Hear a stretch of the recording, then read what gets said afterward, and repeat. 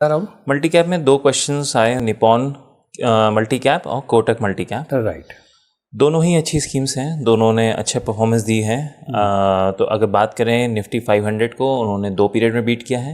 Nifty large and mid को भी दोनों स्कीम्स ने दोनों पीरियड में बीट किया है। निफ्टी मिड कैप थोड़ा टफ हो जाता है तो एक पीरियड में बीट किया है। तो ये दोनों स्कीम्स अच्छी हैं। जो इसमें इन्वेस्टेड हैं they can continue to stay invested. हम लोग एक स्कीम और मेंशन कर देते हैं, किसी को कंसिडर करना हो डाइवर्सिफिकेशन के लिए, वो है एक्सिस मल्टी कैप। तो ये वैसे भी अच्छी कैटेगरी है और इसमें ये दोनों स्कीम्स अच्छी हैं, एक्सिस भी अच्छी है। इसमें बस एक चीज़ मैं ऐड कर रहा हूँ कि बाकी तो फैक्चुअली तुमने डिस्कस कर लिया।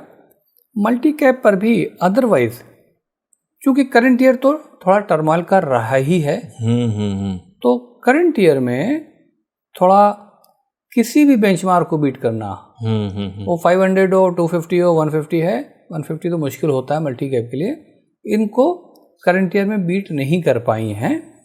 तो लेकिन वो आपको ये भी प्रैक्टिकली देखना पड़ेगा कि भाई करंट ईयर में टर्मोइल है, तो उस एंगल से भी देखें और उसके पीछे के 2 साल पॉइंट टू पॉइंट के हिसाब से उसको भी ध्यान से देखें। तो जो स्कीमें ठीक लग रही है मल्टी कैप की कैटेगरी में, अब थोड़ा सा ये एनालिसिस शायद आपको और हेल्प करेगी। राइट।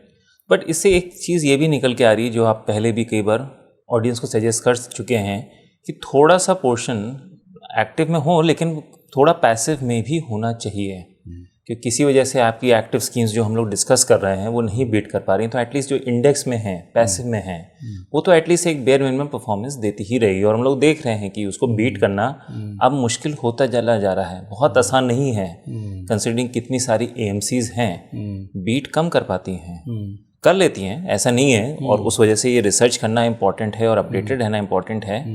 बट अगर किसी ने लेट्स से कि इंडेक्स फंड में इन्वेस्ट किया होता है मिड कैप में, तो उसकी भी परफॉर्मेंस अच्छी है। बिटवीन द लाइन यही है कि दोनों के बीच में बैलेंस होना चाहिए।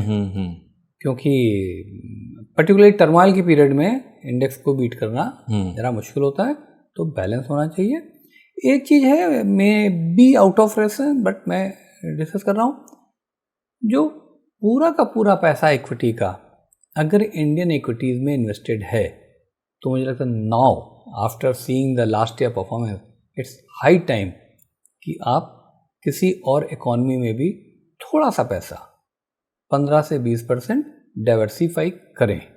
ये बहुत ज़रूरी होता है।